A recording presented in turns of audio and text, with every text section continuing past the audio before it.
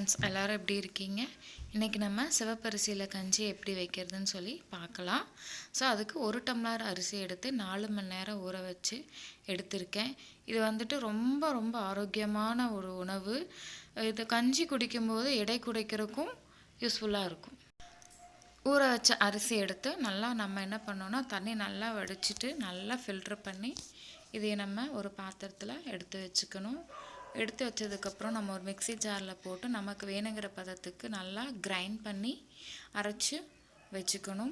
ஒரு குக்கரில் எடுத்து 1 டம்ளர் அரிசிக்கு 6 டம்ளர் தண்ணி ஊற்றி அந்த தண்ணி வந்துட்டு ரொம்ப கொதிக்கக்கூடாது. பபிள்ஸ் வர ஸ்டேஜில் நம்ம கிரைண்ட் பண்ணி வச்சுருக்கிற பவுடரை போட்டு மிக்ஸ் பண்ணணும்.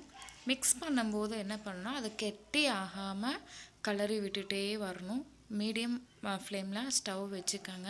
ஒரு கொதி வந்ததுக்கப்புறம் நம்ம ஒரு கரண்டி வச்சு நல்லா வந்துட்டு கெட்டி ஆகாமல் என்ன பண்ணணும்னா கிளறிக்கிட்டே இருக்கணும், மிக்ஸ் பண்ணிகிட்டே இருக்கணும். அப்புறம் நமக்கு இதில் வந்துட்டு என்ன ஆட் பண்ணணும்னா ஒரு 5 பூண்டு, 2 பச்சை மிளகா, கருவேப்பிலை, குருமிளகு, சீரகம் இது எல்லாத்தையும் போட்டுட்டு இதையும் போட்டு நம்ம நல்லா வந்துட்டு மிக்ஸ் பண்ணணும். அதுக்கப்புறம் தேவையான அளவு என்ன பண்ணணும், உப்பு சேர்க்கணும். நமக்கு எவ்வளோ வந்து சால்ட்டு தேவைப்படுதோ அவ்வளோ சால்ட்டு கொஞ்சம் ஆட் பண்ணிவிட்டு இது கூட கொஞ்சமாக பெருங்காயத்தூள் ஆட் பண்ணணும். குக்கர் மூடி போட்டு விசில் போட்டு 4 விசில் வந்ததுக்கப்புறம் ஸ்டவ் ஆஃப் பண்ணிடணும்.